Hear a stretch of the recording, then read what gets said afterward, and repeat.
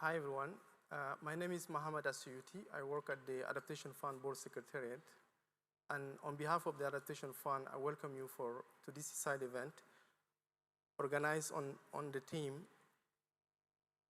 Adapting to Climate Change Through Local-led Actions. The objective of this side event is to raise awareness among stakeholders of and the role of the local leadership in pursuing effective actions on climate adaptations. This session includes a discussion on concrete adaptation implemented by local-led actions, and we'll have a chance to hear from some of our implementing entities who are doing the real actions on the ground. We have a very well-distinguished panel here to talk about how the local-led actions create adaptation benefits on the ground. Before going into the discussion by our implementing entities, we would like to hear from our high-level speakers. So we would like to introduce Mr. Matthias Broman, who is the chair of the Adaptation Fund Board, for his opening remarks. So Matthias, the floor is yours.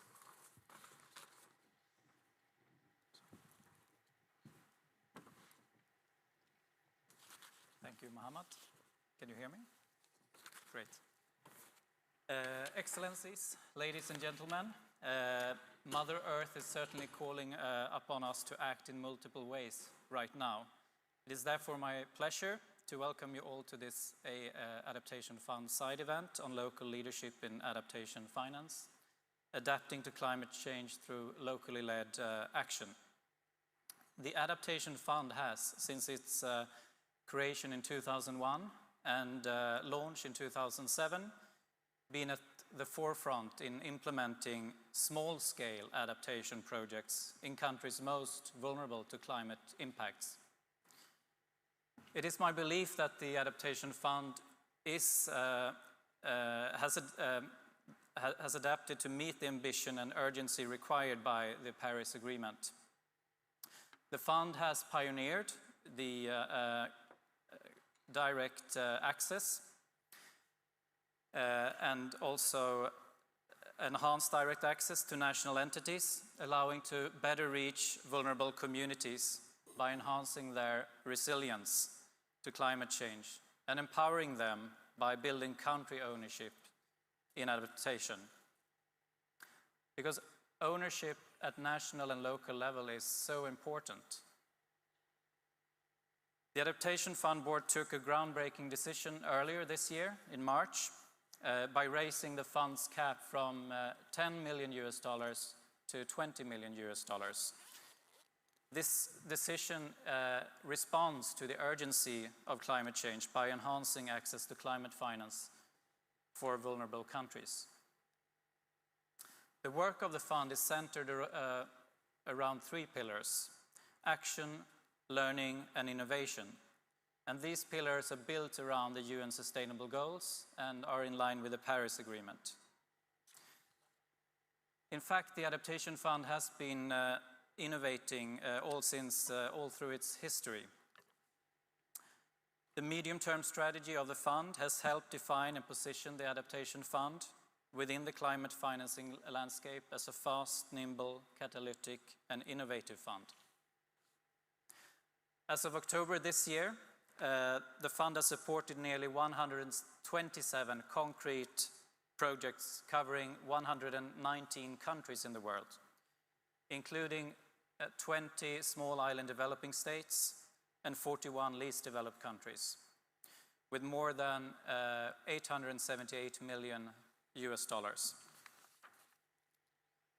And as I said, the Adaptation Fund has pioneered the direct access modality in which developing countries can access climate finance directly through their own country institutions and systems. Direct access put into practice the philosophy of increasingly devolved and country-driven leadership and empowered local institutions and local actors by ensuring local participation from the beginning of project design through implementation. The Adaptation Fund also pioneered the enhanced direct access modality, which is a flexible approach to grant amounts that empowers developing countries, recipients of international climate finance beyond what can be achieved through the direct access modality. It is devolving decision-making in the programming of allocated funds to the national and the subnational levels.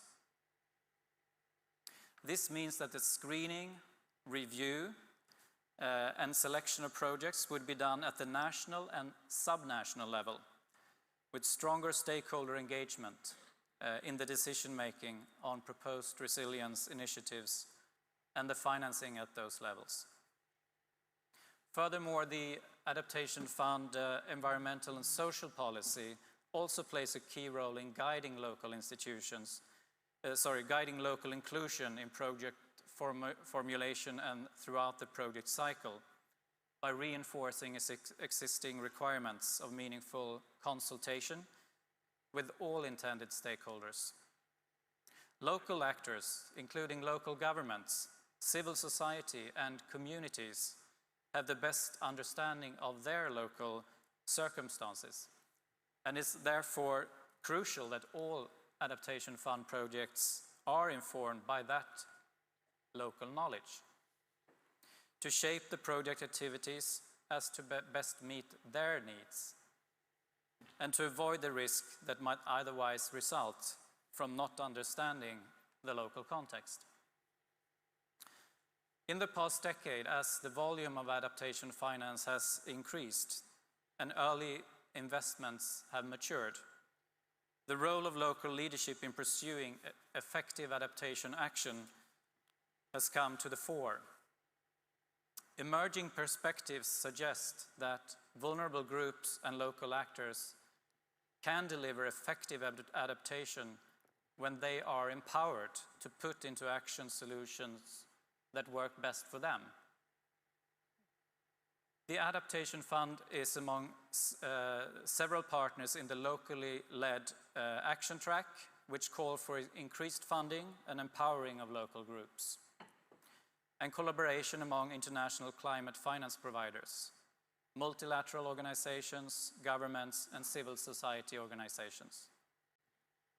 The Adaptation Fund supports a robust learning system that is aimed at making lessons learned available on locally led action to the relevant stakeholders and the wider climate adaptation community for greater effectiveness outside the fund. The focus is on scaling up effective projects, also to disseminate knowledge and foster innovation in adaptation. Learning and sharing is actually crucial for the Adaptation Fund, as it enables others working in the climate change adaptation field to do things more effectively and efficiently. This is even more important as practical experience and available financial resources relative to the enormous adaptation needs are scarce. Through this side event, we are pleased to share insights of how Adaptation Fund projects and programs are aiming to accelerate learning about institutional and individual capacity by strengthening modalities and approaches for successful, locally led adaptation measures and strategies. Thank you.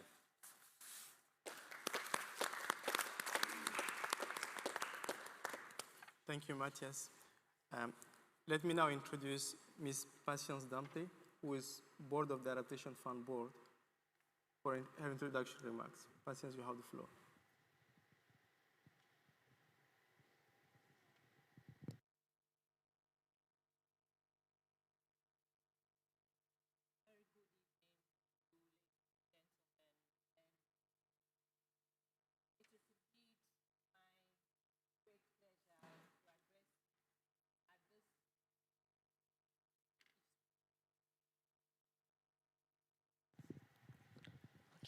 Thank you. A very good evening to you, ladies and gentlemen, and colleagues. It is indeed my great pleasure to address you at this Adaptation Fund event. dedicated to local leadership in adaptation finance, titled Adapting to Climate Change Through Locally Led Action. As the board chairman just said, the Adaptation Fund has been supporting local action since it became operational in 2010. It pioneered an institutional design that includes measures that promote the involvement of local level actors in planning and implementing adaptation solutions.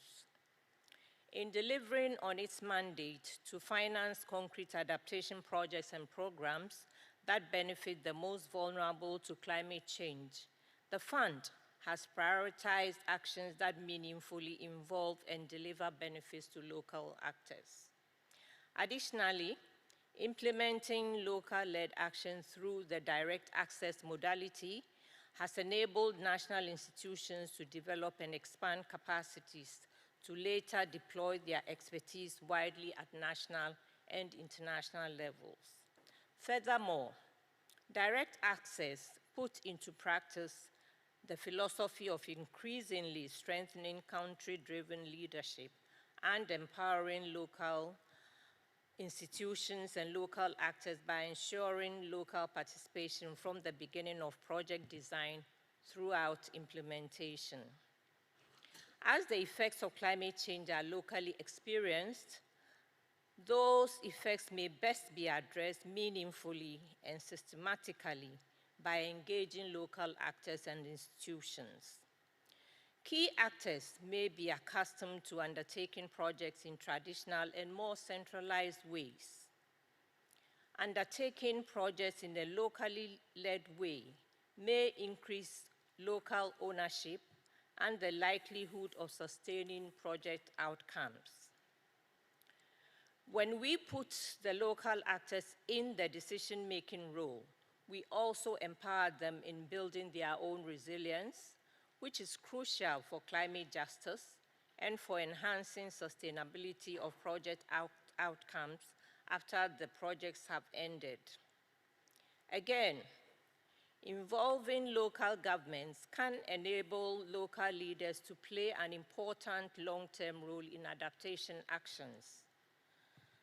When local authorities oversee the execution of key project activities, they can build technical and management capacities to make long-lasting local-level change.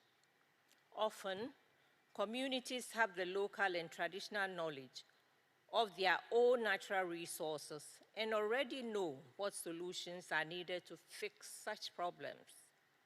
Therefore, those who support them need to provide them with the relevant technical and financial support they need in order for them to implement these local solutions. I therefore hope that this event will bring out good practices and challenges which we can all take up and create more awareness in our various constituencies and communities to help our vulnerable people build their resilience and enhance their adaptive capacity. I thank you.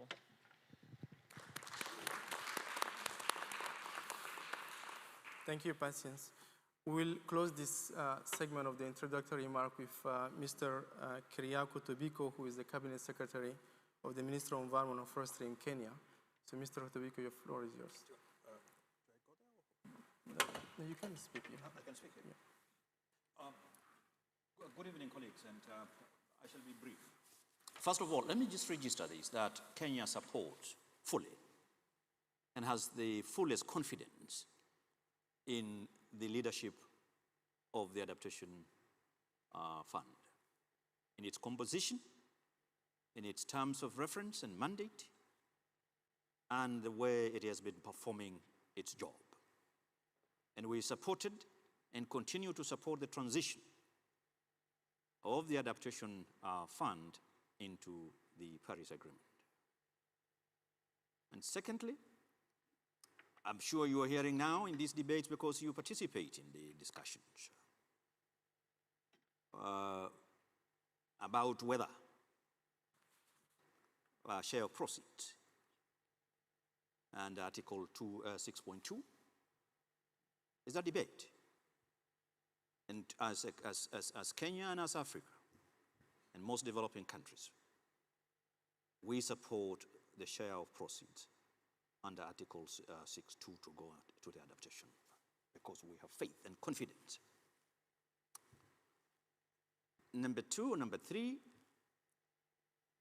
direct access.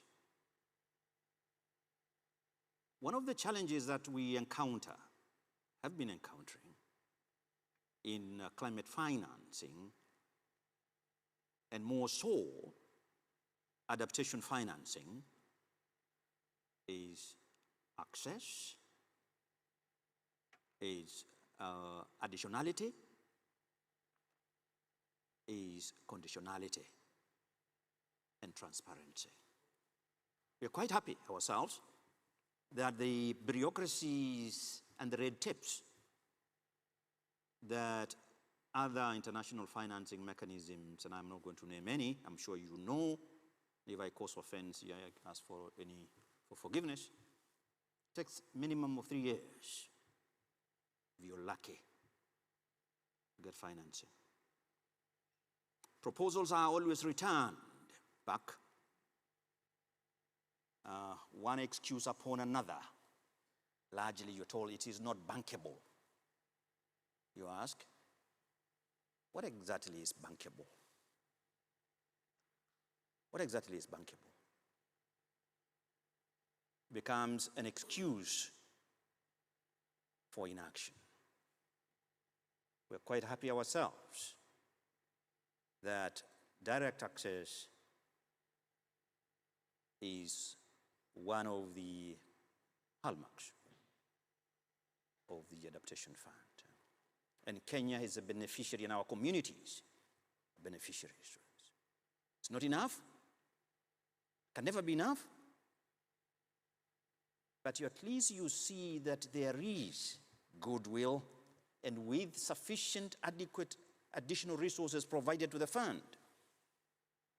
That really is what what the point is, this speech is about we all know what has brought us here. And the fight is not here. The fight is where? You hear now some countries putting, don't want to say blackmail. Maybe that's too strong a word. That for us to be able to announce more pledges, we must have a seat at the board.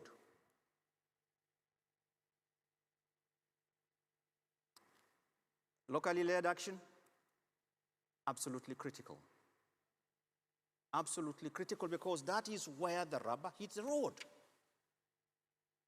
Our communities continue to suffer. They are waiting to hear what comes out of this COP, whether it's the usual talk, endless talk. Meanwhile, every day, every week, every month, their lives and livelihoods being destroyed. We engage in endless discussions. Yes.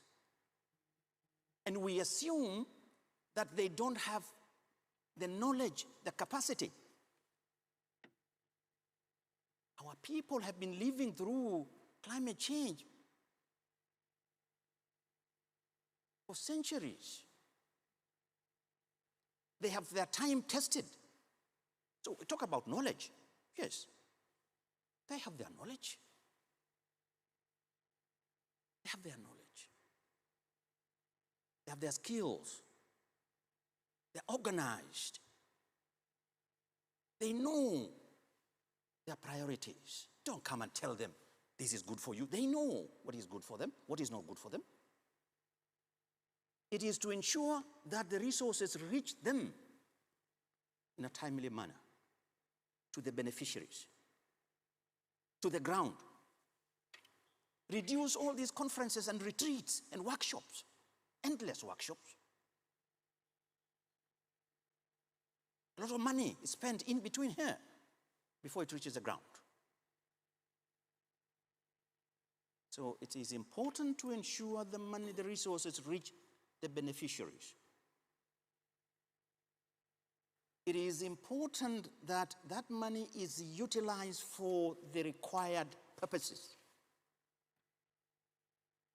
It is important, and this should be the last one, sorry, it is important that there is result, measurable, visible, concrete results. My colleagues here who sit there will tell you the details. We came here with videos to demonstrate how adaptation funds have transformed lives in our country. Our country and most countries in Africa are perpetually in emergencies. We are in an emergency when it rains. We are in an emergency when it's drought. We are in an emergency when we have locust invasion.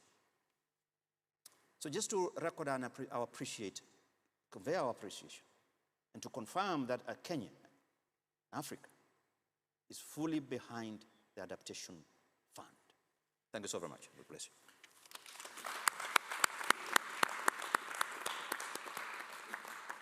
Thank you, Mr. Tobiko, and we will have an opportunity to hear from our implementing entities on how the works funded by the Adaptation Fund on the ground change the life of population who are facing climate change issues on the ground. But before doing so, I would like just to share some of the feedback from our study we conducted last year on the locally led actions funded by the Adaptation Fund. So we have published a knowledge product called Local Leadership and Adaptation Finance, learning from locally led actions in the Adaptation Fund funded program and projects. This knowledge product was published as part of the ongoing partnership we have with the Global Commission on Adaptation, which aim to furthering urgent, bold, and equitable climate actions. And this has been published over a year ago, and is published on our website, which you can access. This study has conducted some work on the ground on 6 countries, including Cambodia, Costa Rica, Federal States of Micronesia, South Africa, Uganda, and a regional project between Colombia and Ecuador. I'm not going to go into the detail of the study, but I just want to put the scene, to set the scene with some of the key success factors which we believe are important for a locally led actions on the ground to be successful. I'm going to go through 7 of them, and we believe that those are the success factors which we will implement in our projects on locally led actions. And they have already been tested on the ground, and they have delivered results which we will hear from our implementing entities here on this event. The first one is capacity assessment. Capacity assessment is key to establish strong partnership and clear expectation between implementing entities and local partners.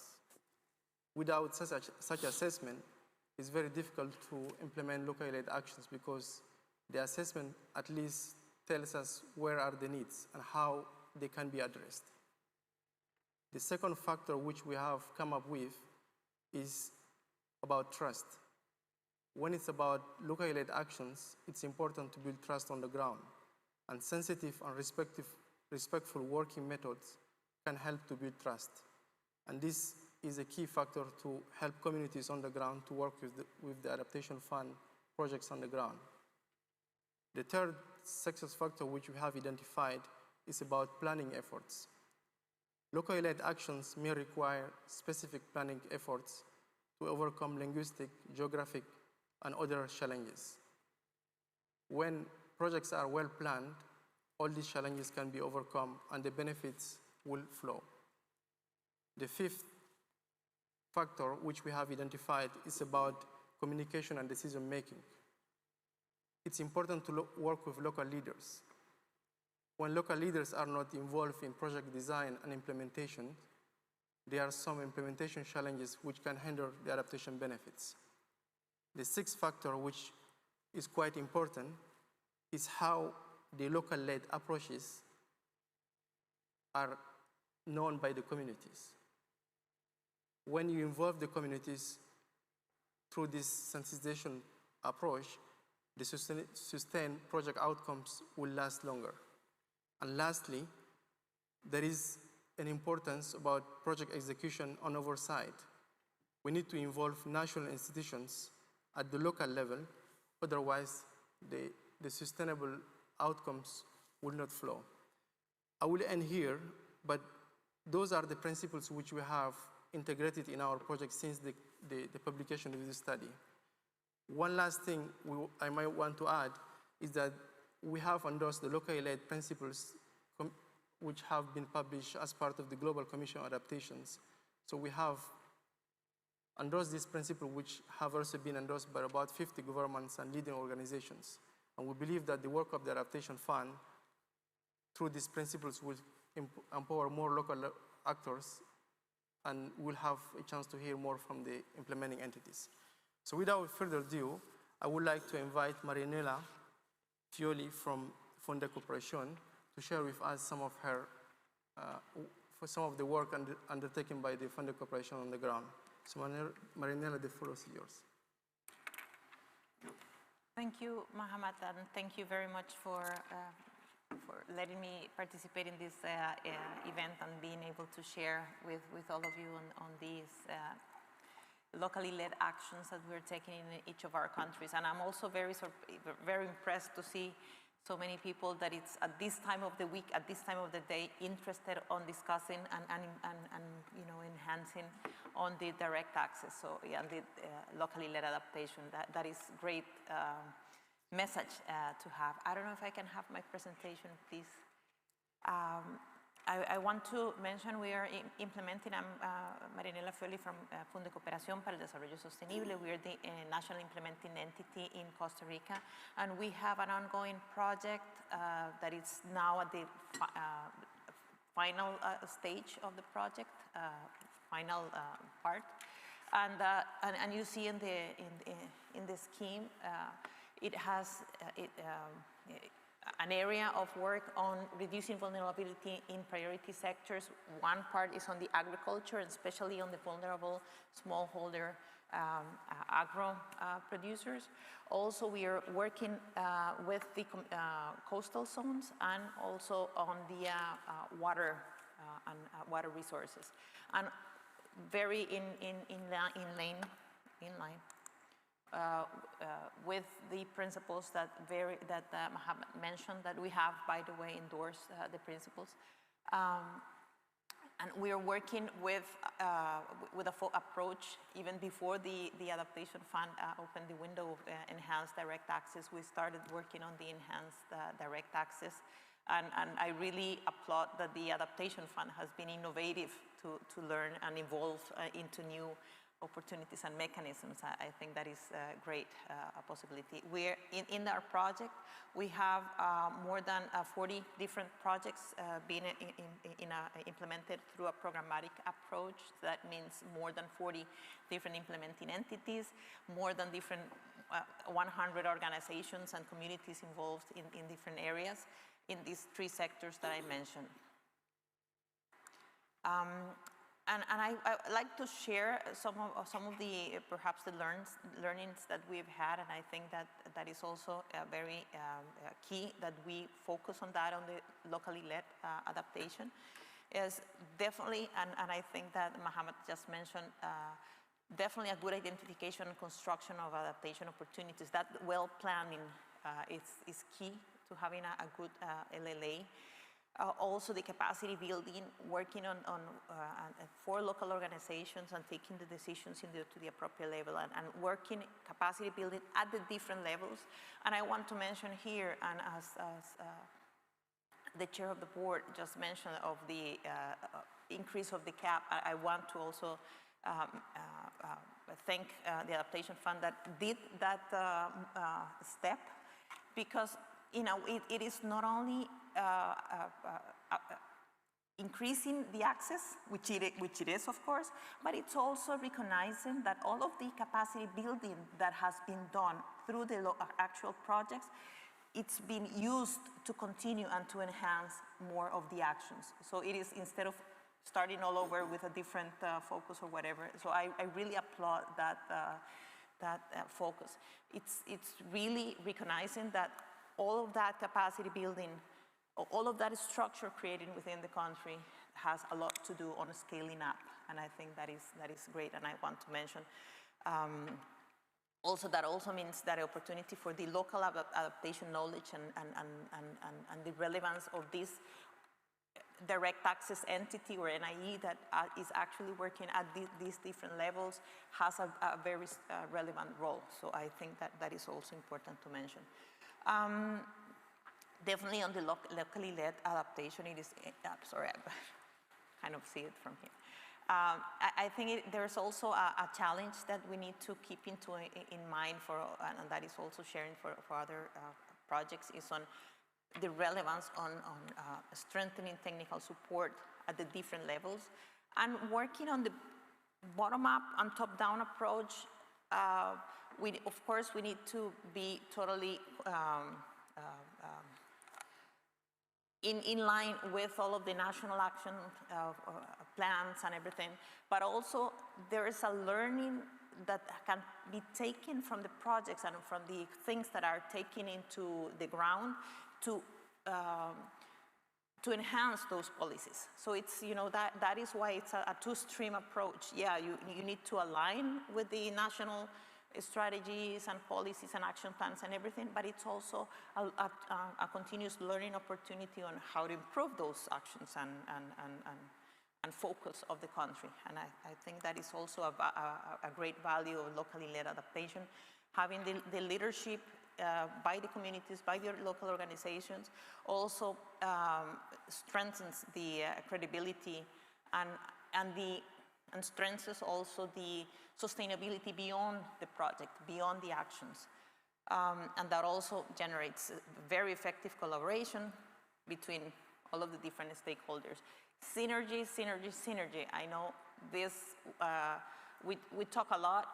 There's a lot more to be done. There's a lot of organizations that are working and not working together, creating synergy as much as it should. And I'm talking again at all different levels.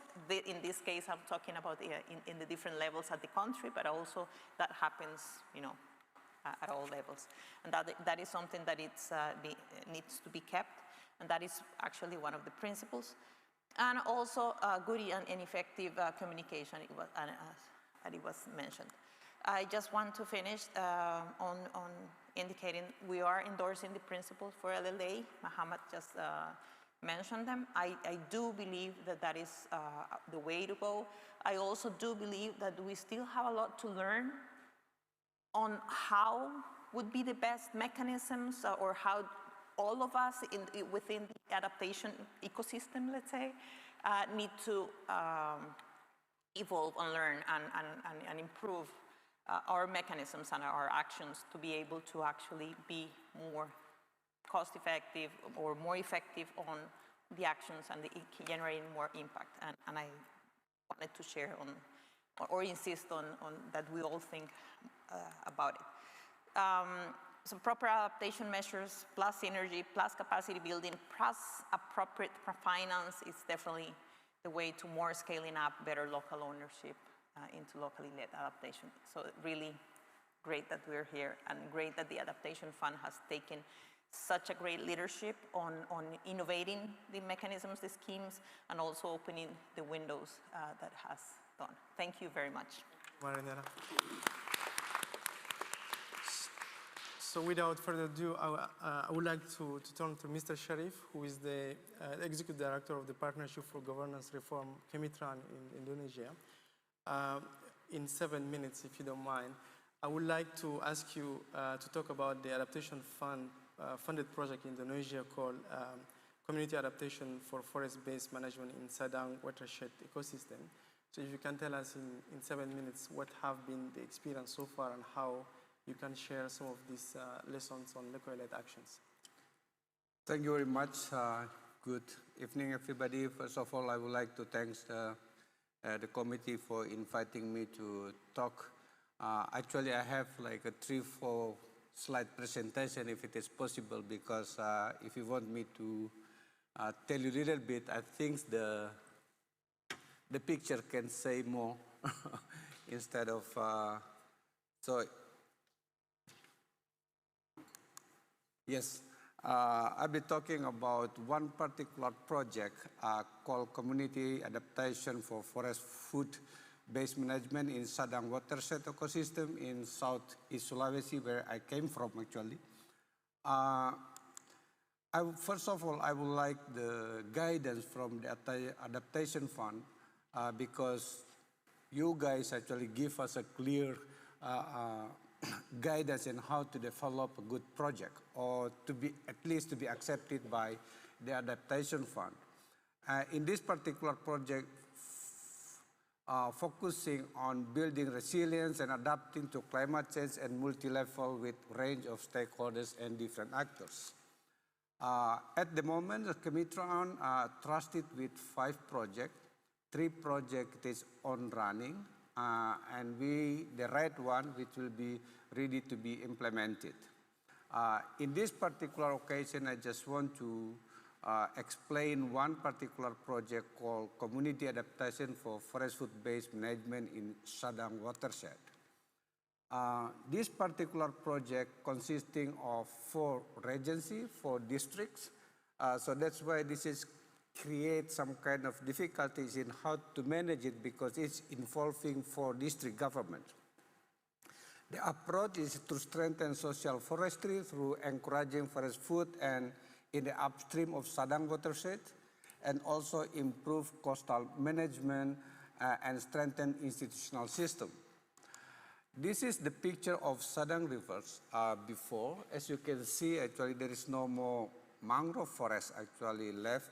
Of course, you have little bit of mangrove forest, so that's why it is make it difficult for people to cultivate their rice field. So this particular project is assisting local community and local governments to, some of them actually are planting the mangrove to improve the quality of their of the soil around the Sadang rivers. The government and the people actually quite enthusiastic in working with this particular project. For example, they even established youth group on climate change and also assisting women groups in developing small-scale industry like coffee. I bring a few samples for, this is a sample of coffee that just developed by ladies. Before it is not existing, now this is also a gift for people from Adaptation Fund. And we want to improve it like this, because this is actually from a quite commercial group, but they don't even have a brand now. So that's why we are trying to assist them in developing their products. That's encouraging agroforestry products like coffee and palm sugars. And that's the people who are actually working on the ground, and I thank you so much.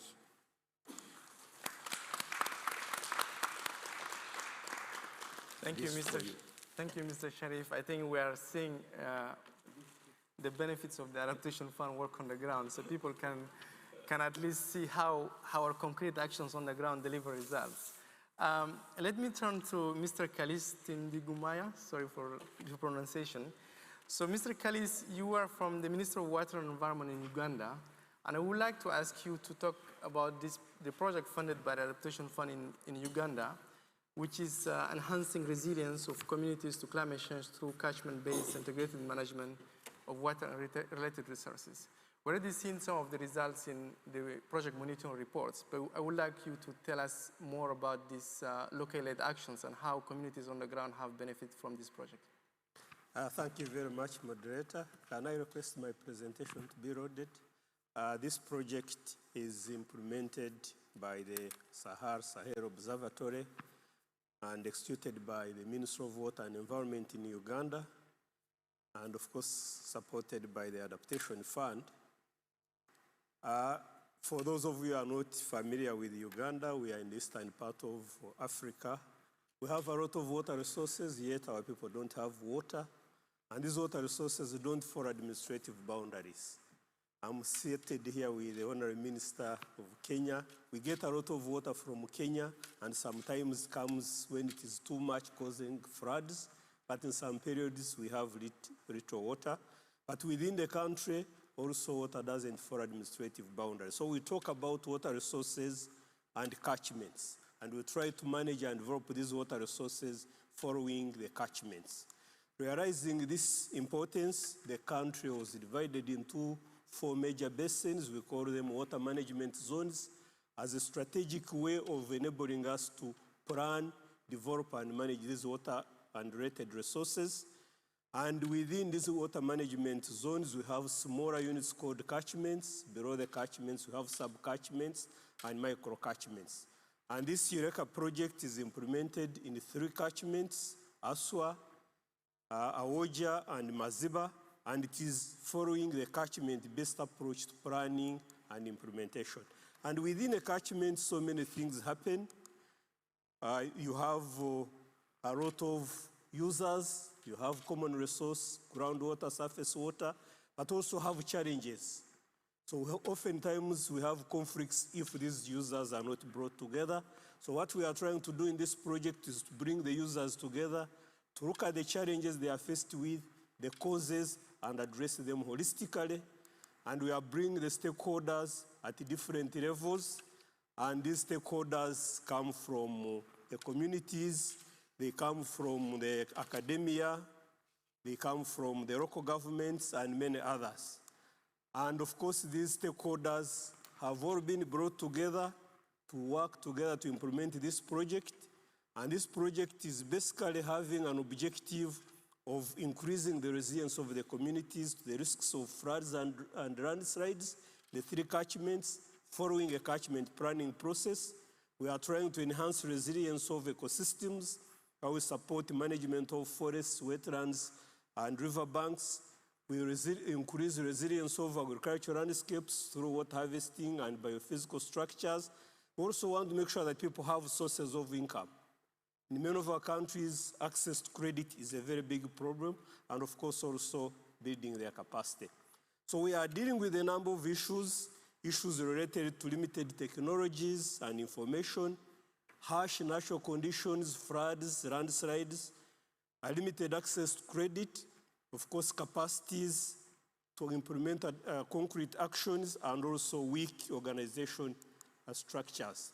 So what are the actions that we have tried to implement to ensure that this project is led locally by the people and for the people? We have employed a participatory catchment-based approach where the stakeholders come together to work together to address the challenges holistically.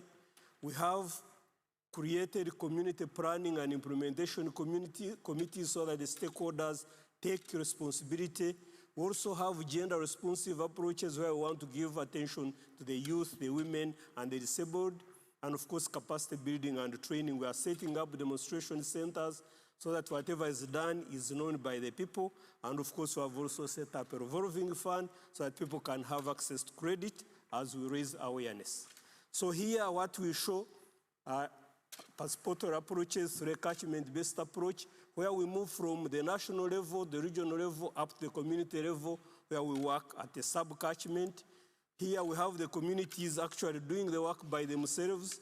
The project supports them. For example, they are constructing gabions, control erosion, stone bands. They are also harvesting water on the land so that you have increased soil moisture. Of course, we have also helped them to form structures so that they are leading the processes by themselves. We have also ensured that all the stakeholders are actively involved. As you can see there, we have a whole range of stakeholders from the disabled, the religious institutions, the cultural institutions, but also we ensure that we look at, give attention to gender balance. The women, we make sure that up to 50% of these committees are composed of women. These are the demonstration centers we have set up. Again, we are working with the National Agricultural Research Institution to help set up these demonstration centers so that people can go there to run. And these have been set up and they are available for everybody. We have also set up demonstration plots. Here we are demonstrating income-generating activities, fish farming, mushroom growing, and many others. Here again, we are having people implement the activities on the ground, water harvesting. Here, demonstration centers have been set up, again, so that people can learn from them, and we are giving them credit so that they do these activities on the ground by themselves. So what have been the benefits of these local-led actions? We have ensured that the project responds to the needs of the people and is fully owned. We have also ensured that these interventions are sustained and the outcomes are realized.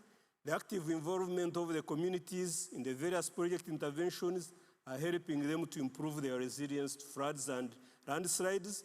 And of course, the income-generating activities and the revolving fund is helping to target those people that are affected by these challenges. And finally, capacity building of the local communities has enabled them to take these issues by themselves, and they are expanding these interventions beyond actually project sites.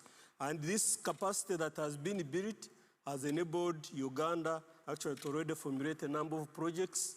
We're already using this project as a model project, and many projects in the country are following the Eureka model so that we can reach the people and ensure that they take responsibility. Thank you very much.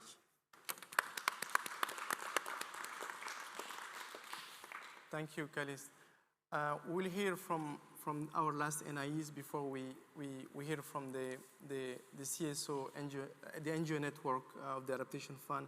So I would like to invite Ms. Rashana Adams-Matthew. Rashana, can you talk to us about the projects funded by the Adaptation Fund in Antigua and Barbuda? And again, if you can share with us some of the lessons you guys are capturing from the local-led actions. Thanks. All right, thank you so much. You can move to the presentation. So just to give a brief description of Antigua and Barbuda, we are a sixth country in the Caribbean region. So we are particularly vulnerable to climate change events like hurricanes and tropical storms, flooding, sea level rise, etc. Now, the project that is titled there, the project that is titled there is based in a low-income community called the Mackenzie Ox community that is particularly susceptible to flooding events due to the capacity issues at the watercourse. And so the project sought to build physical interventions by upgrading the watercourse, and then the specific component 3, focused on building capacity within the local community and NGOs to actually sustain the interventions. And the screen kind of shows the result that we wanted. So before I go to my next slide, what we wanted to ensure with our locally led intervention was that we weren't simply being philosophical in our monitoring, but we wanted to ensure that we were results that we expected from the project. And the way we did this, first, we assessed capacity within the community. We looked at what was already there, and we actually consulted with community members to see what they wanted, what they needed in order to survive the impacts of the flooding events. So the first half of the slide, and in Antigua and Barbuda, we have a number of hurricane or flood shelters within specific communities. And already these are generally managed by NGOs. In the case of Antigua, mostly faith-based organizations, but they struggle with funding. Sometimes the buildings themselves are not necessarily resilient to the events themselves. And it can become very uncomfortable, especially during hurricanes when the heat in the room is bad and all you have is a fan. So the first thing that we sought to do was to provide a funding window for these faith-based organizations and other NGOs to access financing to build the resilience of the particular shelters. As we realized, the main issue that persons faced was finance and access to financing. And so this would provide an immediate benefit for the community because now the community shelters, the resilience at least of the shelter is built and is able to accommodate a lot more persons. The second half of community-led action was actually influenced by the COVID-19 pandemic. So employment, of course, became a big issue within many communities. We were nearing the end of building the physical interventions, and the whole idea of how we maintain those interventions, of course, came to our mind. So also within the community, you have a lot of local and informal businesses, landscaping businesses, etc., that could be utilized to maintain the interventions. Now, these are informal, so mostly young men, and they struggle to have access to financing even for their equipment. And so we developed a funding window where these persons could access financing through the project for equipment that they could use to maintain the waterway interventions through a contract with the government. We found this would not in any way impair with their business. It would add to their business, and they could even use that equipment throughout the community. So the expected results, and this is from the locally led action for the shelters. Through the project, we are focusing especially on issues of access that community members have traditionally faced. So a lot of the shelters, for example, they're not fit for someone with a disability. In some cases, they're not fit for single parent mothers simply because of issues of dark spots in the building. And so we focus the intervention on comfort and security and increasing capacity within that community. And then another issue, of course, is if it is you're not able to shelter in your community because of lack of space, you have to go somewhere else. And that is the worst case scenario for most persons. And then with the entrepreneurship program, i.e. providing financing to local informal businesses within the community, as I stated before, now they have an actual contract with the government to maintain these waterway interventions. They have access to financing for their equipment that they can use in their other business interventions. And then they can also be used as ambassadors within that community to promote anti-littering, which is what we're trying to do to preserve the waterway interventions. So this is just a way in which we were very practical in the way that we did local led action in that project. Thank you. Thank you, Rashana. And last but definitely not least, we would like to hear from Ms. Mariam Davidze, who is from Green Alternative in Georgia, and you are one of the representative of, one of the member of the Adaptation Fund NGO network. So if you can share with us in a few minutes some of the lessons you have been seeing from the Adaptation Fund works on the ground. So yeah, go ahead. Yeah, first of all, thank you for inviting us to this interesting event, and I'm really glad to be one of the speakers among these distinguished speakers. If it's possible to turn on my slides. Yeah, this event is really interesting because what we see globally, this is really unfortunate and unfair that Global South needs to adapt to the problems which others caused for their well-being, and what the Global South countries can do mostly is to adapt to this change. And so, yeah, they need support, and recently, like recent days, I was attending the negotiations about climate finance, and it seems like what was the mostly shared between the speakers and the auditory, it was said that adaptation finances has been fragmented, expensive, not effective mostly, and not stable. And the local communities who are facing these adverse impacts of climate change, they still have struggles to have access to these finances. Yeah, so this is accessing to adaptation, finances is really crucial, and we are glad that Adaptation Fund plays an important role in this process and helps Global South countries and communities to adapt this change. Here I'm representing Adaptation Fund CSO network, which tries to ensure that policies, investments, and procedures of the Adaptation Fund effectively supports to those communities who are most vulnerable to adverse impacts of climate change. Our network has become as a recognized CSO stakeholder in Adaptation Fund related processes. Our membership includes more than 250 members, mostly from Global South, and we have 11 active members who are governing this network from various regions. Our members are from various backgrounds, so they are NGOs, women organizations, youth organizations, CSOs, academics, and so on.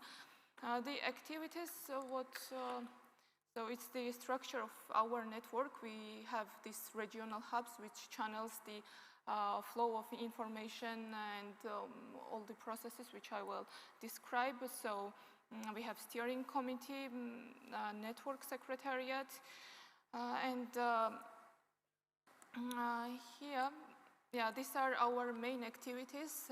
We are drafting policy recommendations for consideration by Adaptation Fund board, provide feedbacks on Adaptation Fund project proposals and concept notes, and mobilizing it through our regional hubs, conducting independent assessments of Adaptation Fund implementing projects, and I will share some lessons learned based on one project implemented in my country.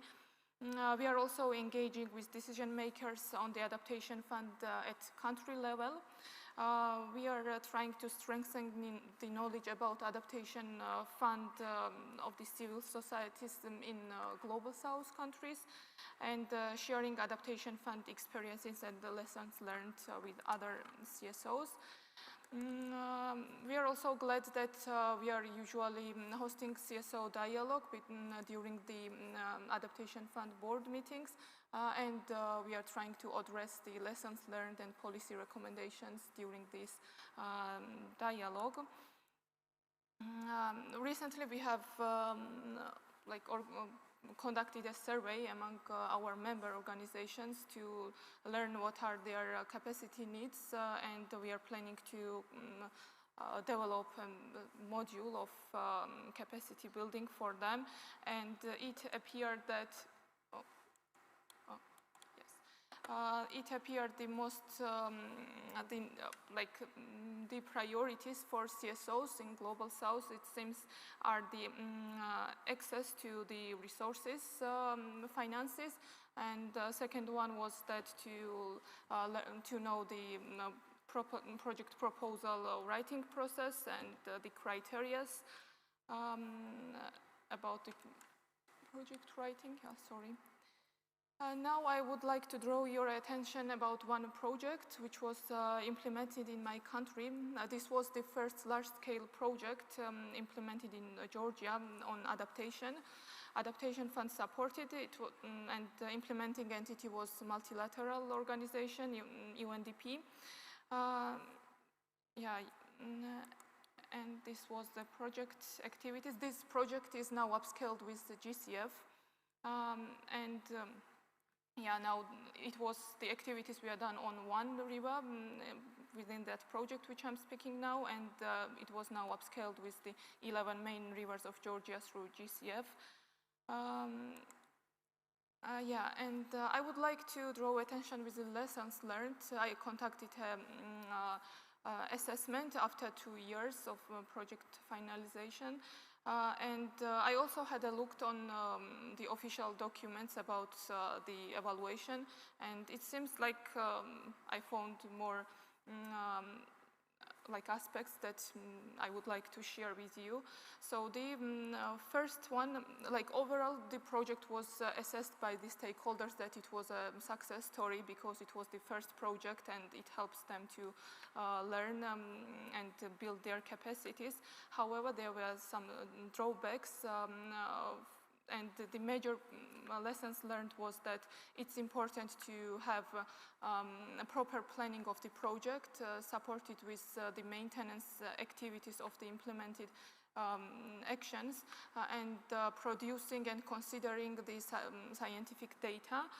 It appeared that the project could not manage to consider purchasing the relevant equipment, so it's not possible now to predict flooding on the river, which it was the project aimed. unfortunately, and still it's needed to have more scientific data to keep maintaining of project results. And the institutional ownership and memory was also challenging. That it's always problematic in Georgia that we have a frequent staff turnover among institutions, and it's important that the project should focus on instead of individual capacity building to be focused on institutional capacity building, and the municipal representative should be involved in the consultations and awareness-raising campaigns.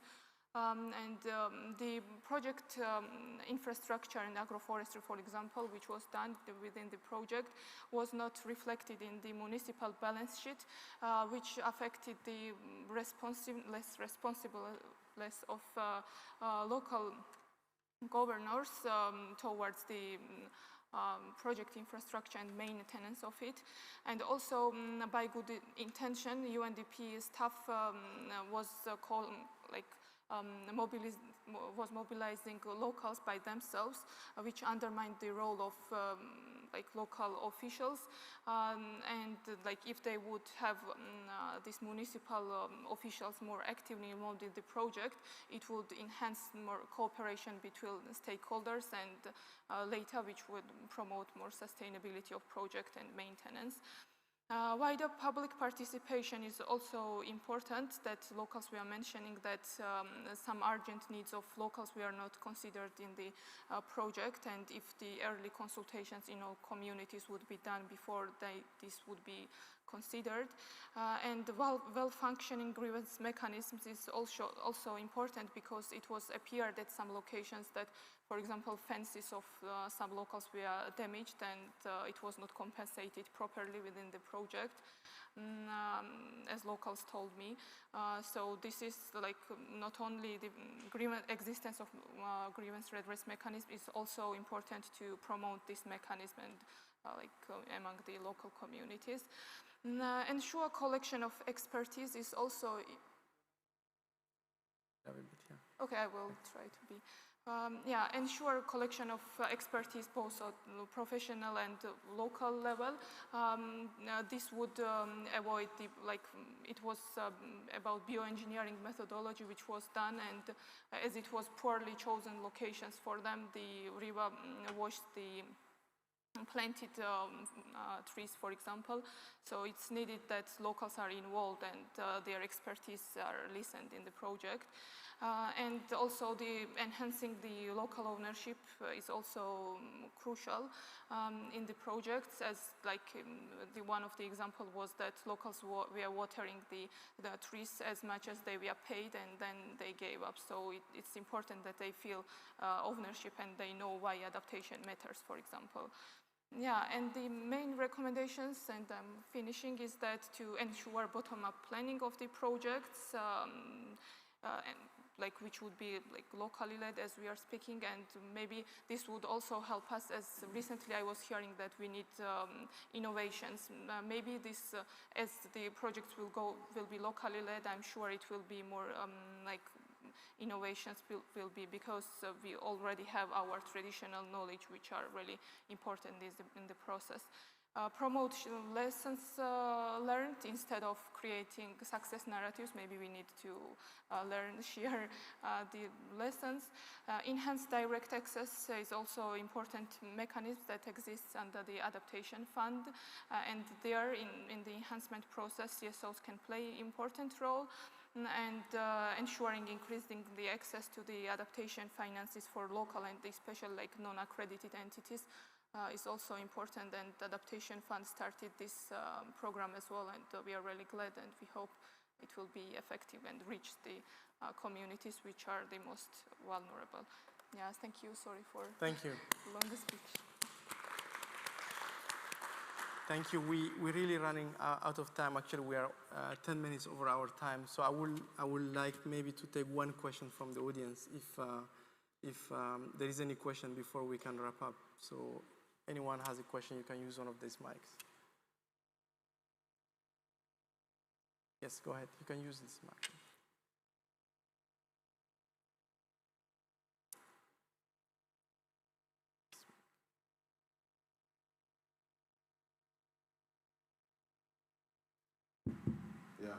Thank you very much. It's not a question I have, but it's a comment. My name is Vincent Oeba from Kenya. I happen to come from the Kenya Forest Research Institute.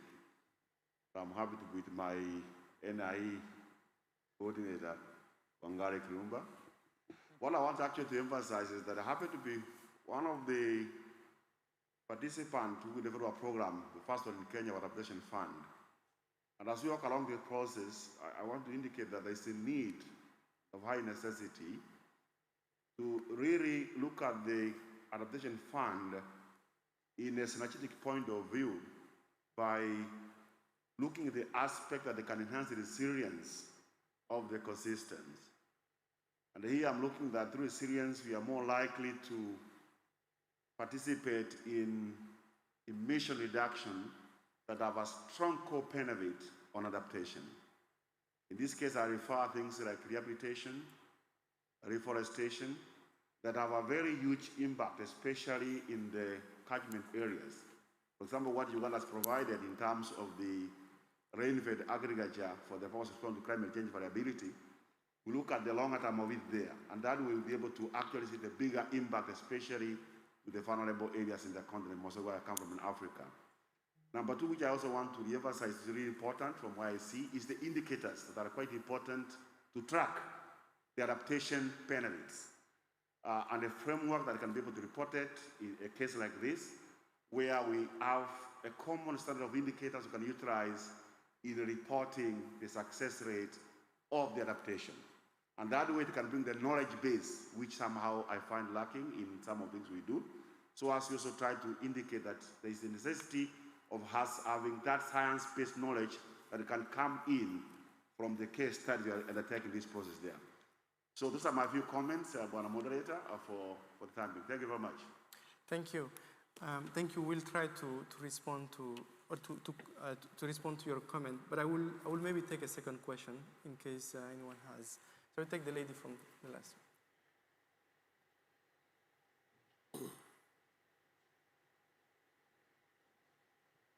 Hello, I'm Elaine McCarty from USCAN, and I'm wondering what can be done. I'm asking all of the panelists and perhaps the moderator, what could be done to increase from 6% of these UNFCCC adaptation funds that are actually reaching local people? What can be done during these negotiations to shift that? Because we're really looking for a much larger percentage of the funds to actually reach the people impacted.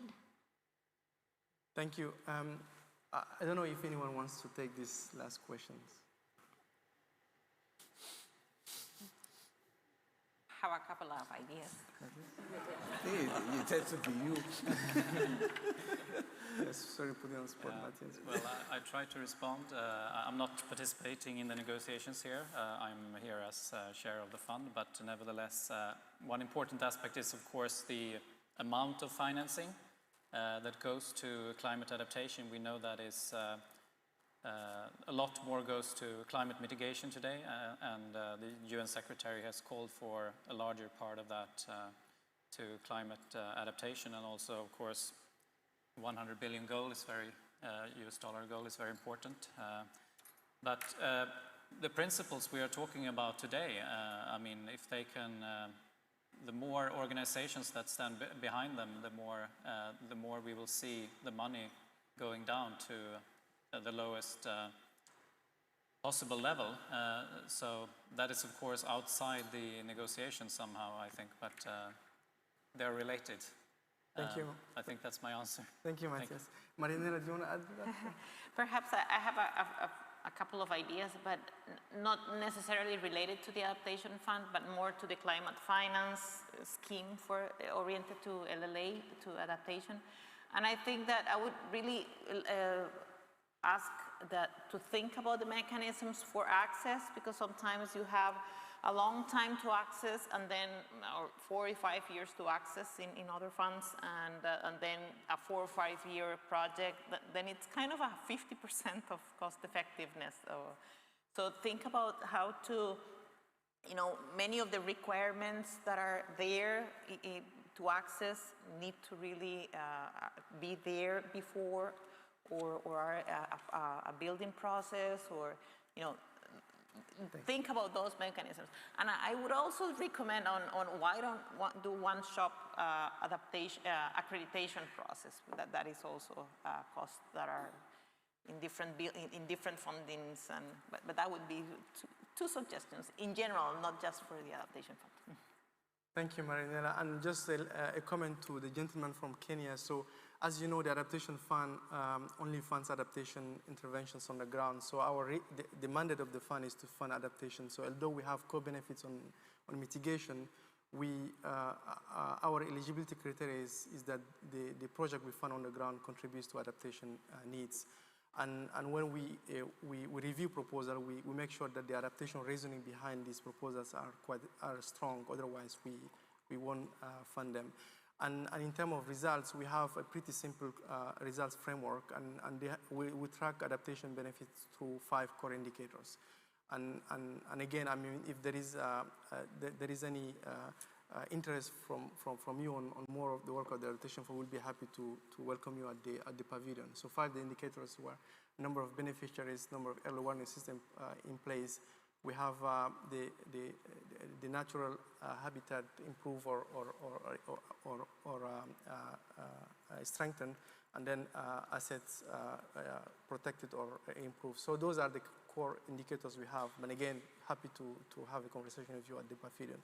I know that we're really late in time, but I will not try to summarize the discussion here. I mean, we have heard from our implementing entities and the speakers on a number of issues, but just some takeaways. I heard that transparency is important. I mean, if you want to build like local-led actions on the ground which deliver results, it's important to have transparency, and this goes well with the issue I highlighted at the beginning from the knowledge product on trust.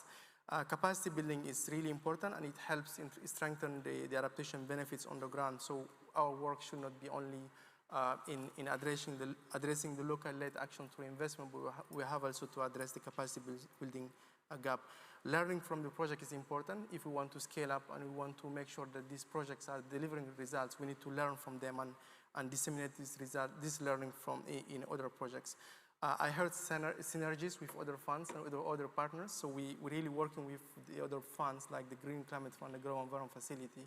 So we're really collaborating with them to see how much of our projects can complement or build on their projects. And finally, access to adaptation finance has been fragmented. That's what I heard, for example, from some of them, some of the speakers. And the Adaptation Fund is really working towards this issue of making sure that the fund flows to the communities on the ground. And although it's fragmented because of the number of interventions in the countries, but when we build a project on the ground, we make sure that our funding is really addressing a needs which is not already addressed by other partners. So complementarity of other access is important. I will stop by that, and thank you again for being here at this very late time of the day. And we'll be, again, happy to welcome all of you at our pavilion in case you have any further question. And I apologize for very short Q&A session. Thank you again. Thanks. And thanks for our panelists here.